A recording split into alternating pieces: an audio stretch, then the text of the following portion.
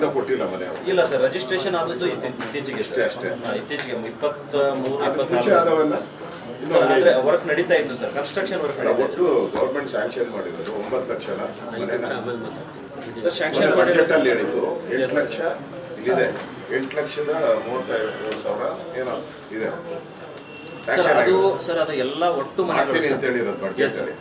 ಈಗ ಅನುಮೋದನೆ ಕೊಟ್ಟಿರೋದು 3,27 ಸರ್. ಇದು 1,00,000 ಸಂಬಂಧಪಟ್ಟಂಗೆ ಹೇಳ್ತಾ ಇದ್ದೀನಿ ಸರ್. ತಾವು ಕೇಳ್ತಾ ಇರೋದು ಎಲ್ಲ ಸೇರಿ ಸರ್, ಒಟ್ಟು ನಮ್ಮ ನಿಗಮದಲ್ಲಿ ಇರ್ತಕ್ಕಂಥ ಒಟ್ಟು ಮನೆಗಳು PLC ಬರುತ್ತೆ, AHP ಬರುತ್ತೆ, ರಾಜ್ಯಾದ್ಯಂತ ಸೇರಿ ಸರ್. ಇದು ಓನ್ಲಿ ಬೆಂಗಳೂರು ಜಿಲ್ಲೆಗೆ ಸೀಮಿತವಾಗಿ 1 ಲಕ್ಷ ಮನೆಗೆ ಸೀಮಿತವಾಗಿ ಸರ್. 46,000 ಮಾತ್ರ ಕಟ್ಟಿದ್ದ, 45,124 ಅಪ್ರೂವಲ್ ತಗೊಂಡಿದ್ರು. ಅವಾಗ ಎಷ್ಟು ಅರ್ಜಿ ಉಳಿತು ಟೋಟಲ್? ಇದು ಟೋಟಲ್ ಎಲ್ಲ ಸೇರಿಸಿ ಸರ್ ಈ 65,000 ಜನನು ದುಡ್ಡು ಕಟ್ಟಿ ಅರ್ಜಿ ಹಾಕಿರೋದ ಸರ್. ಇದರಲ್ಲಿ ಅಪ್ಲಿಕೇಶನ್ ಆದಷ್ಟು ನೀವು ಅದು ಸ್ಟೋರಿ ಬೇಡ. ಆ ರೀತಿ ಅಪ್ಲಿಕೇಶನ್ 2017 ದುಡ್ಡು ಕಟ್ಟಿರೋದು ಎಷ್ಟು ಜನ ಅಂತ ಹೇಳಿ ಸರ್. ದುಡ್ಡು ಕಟ್ಟಿರೋದು 15,597. ದುಡ್ಡು ಕಟ್ಟಿರೋದು ಜಾಸ್ತಿ ಇದೆ. ಹೌದು ಸರ್. ಇಲ್ಲ ಸರ್, ದುಡ್ಡು ಕಟ್ಟಿರೋದು ಕಡಿಮೆ ಇದೆ ಸರ್. ದುಡ್ಡು ಕಟ್ಟಿರೋದು ನೀವು ಸ್ಪಷ್ಟಪಡಿಸಬೇಕು. 65,000 ಅರ್ಜಿ ಬಂದಿದೆ.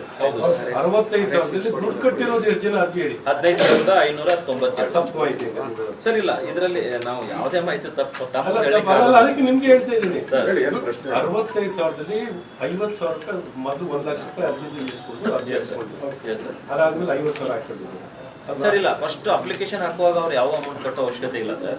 ಅಪ್ಲೈ ಮಾಡುವಾಗ ಇಲ್ಲ ಸರ್, ಅರ್ಜಿ ಹಾಕುವಾಗ ಆನ್ಲೈನ್ ಅಲ್ಲಿ ಅರ್ಜಿ ಹಾಕುವಾಗ ಜಸ್ಟ್ ಅವರು ಅಪ್ಲಿಕೇಶನ್ ಹಾಕ್ತಾರೆ ಸರ್. ಅದಾದ್ಮೇಲೆ ಅವರಿಗೆ ಚಲನ್ ಜನರೇಟ್ ಆಗುತ್ತೆ. ಚಲನ್ ಜನರೇಟ್ ಆದ್ಮೇಲೆ ಅಮೌಂಟ್ ಕಟ್ತಾರೆ ಸರ್. ಇನಿಷಿಯಲ್ ಡಿಪಾಸಿಟ್ ಆದ್ಮೇಲೆ ಅವರು ಫ್ಲಾಟ್ ಸೆಲೆಕ್ಷನ್ ಮಾಡ್ಕೊಳ್ಬೇಕು ಸರ್. ಒನ್ಸ್ ಫ್ಲಾಟ್ ಸೆಲೆಕ್ಷನ್ ಮಾಡ್ಕೊಂಡ್ಮೇಲೆ ನೆಕ್ಸ್ಟ್ ಕಟ್ಟಿದಾದ್ಮೇಲೆ ಫ್ಲಾಟ್ ಸೆಲೆಕ್ಷನ್ 50,000 ದುಡ್ಡು ಕಟ್ಟಿದ್ಮೇಲೆ ಫ್ಲಾಟ್ ಸೆಲೆಕ್ಷನ್. ದುಡ್ಡು ಕಟ್ಟಿದಾದ್ಮೇಲೆ ಫ್ಲಾಟ್ ಸೆಲೆಕ್ಷನ್. ಈಗ ದುಡ್ಡು ಕಟ್ಟಿರೋದು ಎಷ್ಟು ಅಂತ ನೀವು ನಿಮ್ಮ ಪ್ರಕಾರ? ಸರ್, ದುಡ್ಡು ಕಟ್ಟಿರೋದು 15,597 ಜನ.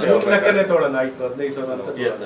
ಈ ಕಟ್ಟಿರೋ ಮನೆ ಎಷ್ಟು ಸರ್? ಕಟ್ಟಿರೋ ಮನೆ ನಾವು ಟೋಟಲ್ 45,124 ಇದು ಕನ್ಸ್ಟ್ರಕ್ಷನ್ ತಗೊಂಡದ್ದು ಸರ್.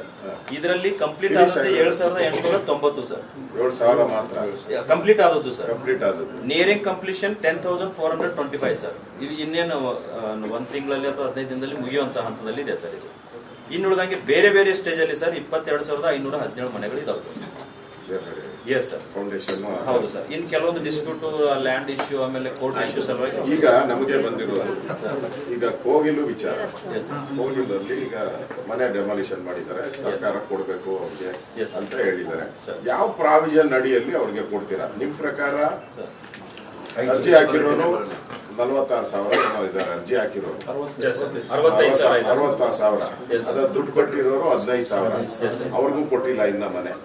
ಕೊಡ್ತೀನಿ ಅಂತ ಹೇಳ್ತಾ ಇದ್ದಾರೆ ಸರ್. ದುಡ್ಡು ಸರ್ ಒಂದು ಸಬ್ಮಿಷನ್ ಸರ್. ದುಡ್ಡು ಕಟ್ಟಿದವರು ಇನಿಷಿಯಲ್ ಡಿಪಾಸಿಟ್ ಮಾತ್ರ ಕಟ್ಟಿದ್ದಾರೆ ಸರ್. ಫುಲ್ ಅಮೌಂಟ್ ಯಾರು ಕಟ್ಟಿದ್ದಾರೆ ಅವ್ರಿಗೆ ಮನೆ ಕೊಟ್ಬಿಟ್ಟಿದೀವಿ ಸರ್. ಇನಿಷಿಯಲ್ ಡಿಪಾಸಿಟ್ ಮನೆ ರೆಡಿ ಆಗಿರೋದು ಎಷ್ಟು ಕೊಟ್ಟಿಲ್ವಲ್ಲ? 7,000 ಸರ್. 2,954 ಜನರಿಗೆ ರಿಜಿಸ್ಟ್ರೇಷನ್ ಮಾಡಿದ್ದಾರೆ. ಆಕ್ಯುಪೈ ಆಗಿದ್ದಾರೆ. ಎಷ್ಟು ಜನ? 2,954 ಎಷ್ಟು ಜನ ಆಕ್ಯುಪೈ ಆಗಿದೆ ಸರ್? 2,954 ಆಕ್ಯುಪೈ ರಿಜಿಸ್ಟರ್ ಮಾಡಿದ್ದೀರಾ? ರಿಜಿಸ್ಟರ್ ಮಾಡಿ ಆಕ್ಯುಪೇಷನ್ ರೆಡಿ ಆಗಿದೆಯಾ ಸರ್? ಇಲ್ಲ, ಅವರು ಅಮೌಂಟ್ ಎಲ್ಲ ಕಟ್ಟಿ ರಿಜಿಸ್ಟ್ರೇಷನ್ ಆಗಿ ಹೋಗಿ ಅಲ್ಲಿ ಆಕ್ಯುಪೈ ಮಾಡಿದ್ದಾರೆ. ಇನ್ ಮನೆ ಎಷ್ಟು ರೆಡಿ ಇದೆ ಆಕ್ಯುಪೈ ಮಾಡಕ್ಕೆ? ಇನ್ನು ಮನೆ 7,890 ಮನೆ ರೆಡಿ ಇದೆ sir. 7,890 ready for occupation. Ready for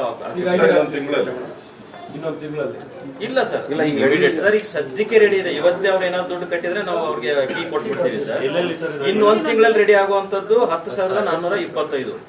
ಈಗ 7,000 ಅಲಾಟ್ ಮಾಡಿದಿರತ್ತಾರೆ. Yes sir. 7,000 ಮನೆನೂ ಅಲಾಟ್ ಆಗಿದೆ.